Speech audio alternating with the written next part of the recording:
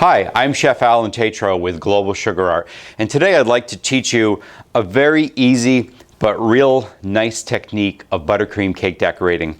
This is a rosette technique, but we're also doing the ombre effect where you go from darker to lighter. It's super easy and it just gives you a fabulous looking cake. I'll be right back. We'll show you how to mix the icings, what tip to use, and how to pipe these easy rosettes. Okay, to do the ombre effect and the rosettes, you'll need a couple things. You'll need a pastry bag, either a cloth or canvas or disposable. This happens to be a 12-inch key seal bag. And I'm using a Wilton tip 1M, or any large star tip will work. But the 1M is a really nice one. It's also a great tip for icing cupcakes as well. So just cut the end of the bag and drop the tip in. I've made a teal colored icing. The easiest way to get the ombre effect is to start with your darkest icing. Then put white in 2 bowls. Add a little bit of your dark to the middle one until you get a shade that's a little bit lighter than that one. And then add some of the color from your middle one to the last one until you get a shade that's lighter than this one. If you put 3 bowls of white icing and you just drop color in them, it's very difficult to get varying shades. You'd be surprised how quickly it colors a whole batch of icing.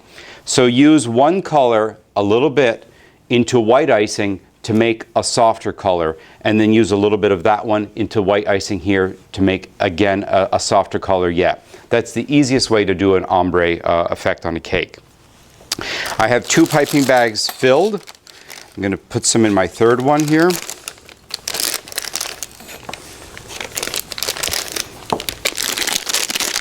If you're a beginning decorator and you don't have a lot of experience with buttercream, I highly recommend that you don't use a large pastry bag.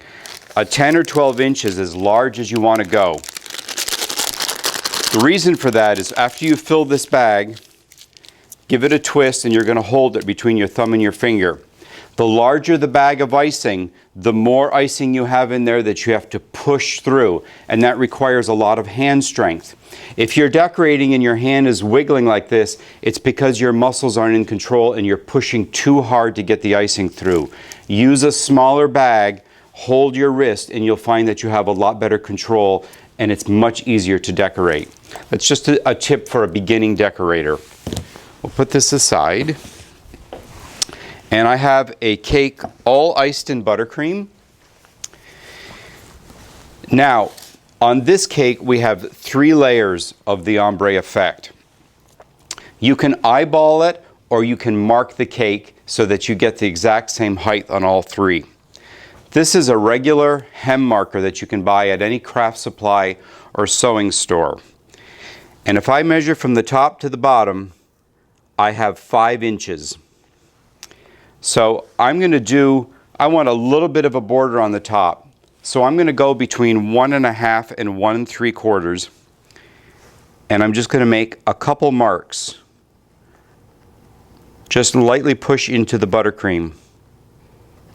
These marks will never show. Okay. And now I'm going to go to about a little over 3 1/2. Whoops.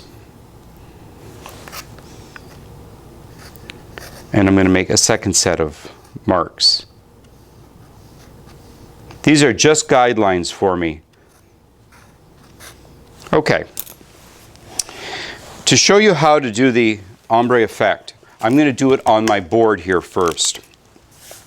You always want to do the spiral in the same way, so you either go clockwise or counterclockwise, however you want to do it. I find going clockwise the easiest way. Start in the center and go around once, twice, and then bring the tail down to the side, because you're going to cover that tail with your next rosette. So once, twice, and then down. 1 time around, 2 times around, and down. And that way you get a nice rosette pattern without a lot of edges from the end of the end of the decorating tip sort of being all over the place. It's very consistent. So take that off. We'll start our cake with the darkest color on the bottom. And I'm going to start, there's my mark, and there's the bottom of the cake, so I'm going to start right in the middle. Once, twice. Once, twice. It's very, very easy to do. And we'll do one more.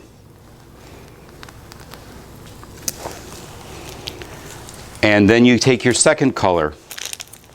Now you don't want them one on top of the other. I'm going to start in between.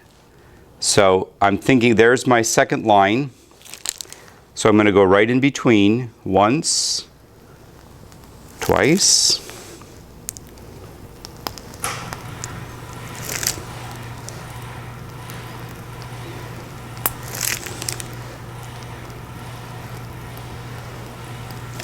And I'll do one more over here. And now I'm going to take my third color, which is my lightest color. Again, I want to start over, either in between or over to the side.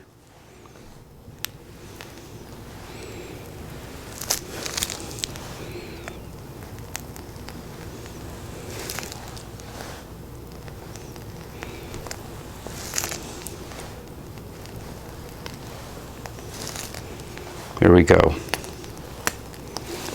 And that's how you would do the whole cake. Now, if you want to cover up that top part, you can. You can make a simple border. You can make like a shell in between every one of these.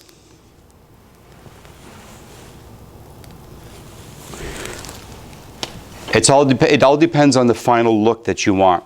But that is how easy it is to do a rosette on a cake and to also get that ombre effect. To finish the cake, you have many options. Over here we decided to do a nice sort of spring theme with tulips. But I also have some little high-heeled shoes made. These were made with the Gem high-heel shoe cutter kit, and we do have a YouTube video out on how to make them.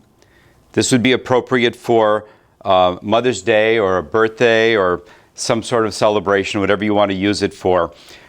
So you can finish the cake any way you want. Just to reiterate how the cake is done, ice your cake in the same color that your top layer is going to be. So I took the very lightest color, and that's what I iced my cake with ahead of time. In this case, we actually colored the board with a teal colored fondant because we wanted that nice color to go all the way to the bottom of the cake. Prepare 3 or 4 colors if you choose. 3 is easier to work with in graduating colors from the darkest to the lightest. You're going to use a pastry bag and a Wilton tip 1M, and then just mark your cake using a hem marker or whatever you want to use so that you get 3 equal size rows. And then the rest is very easy. Piping the rosettes is probably the easiest part of putting the whole cake together. I hope you enjoyed this tutorial. All the products are available at globalsugarart.com, and thanks for watching.